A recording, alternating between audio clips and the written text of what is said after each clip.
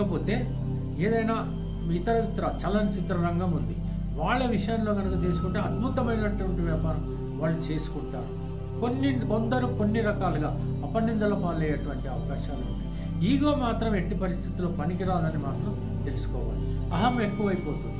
ఇంకొక విషయం చెప్తాను, సహవాసం త్రోవనాశనం. కాబట్టి స్నేహితులు మంచివారైతే మీ జీవితం మంచిగా ఉంటుంది, మీకు మంచి దారి అనేటువంటిది దొరుకుతుంది, మీరు విజయాలు పొందేటువంటి అవకాశం లభిస్తుంది, మీరు డెస్టినీ బాగా వెళ్ళిపోయే పరిస్థితి మీకు ఏర్పడుతుంది. ఈ విషయాన్ని మీరు గుర్తించాలి. ప్రతిరోజు కూడా తూచా తప్పకుండా దుర్గాదేవి అష్టోత్తరం చదవటము వినటము చెయ్యాలి. వివాహం కానటువంటి వాళ్ళు సత్వరం మీరు ప్రారంభించండి మీ ప్రయత్నం. తప్పకుండా మీకు మ్యాచ్ దొరకడమే కాకుండా వివాహం కలిగేటువంటి అవకాశాలు కూడా ఉన్నాయి. పెద్దలను మాత్రం గౌరవించటం మర్చిపోకండి. పెద్దలను మీరు గౌరవిస్తే తప్పకుండా మీకు మర్యాద కలుగుతుంది, ఆ తర్వాత దీవెనలు కూడా దొరుకుతాయి.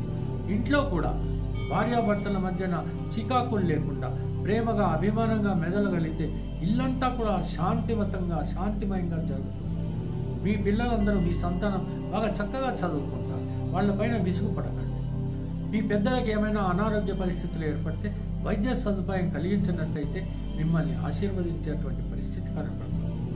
ఈ రకంగా జరిగేటువంటి ఈ మాసం అంతా కూడా మీరు అద్భుతమైనటువంటి ప్రయోజనాలు పొంది సుఖంగా గడిపేస్తారని ఆశిస్తూ ముగిస్తున్నాను. సెలవు. ఉంటాను. నమస్కారం.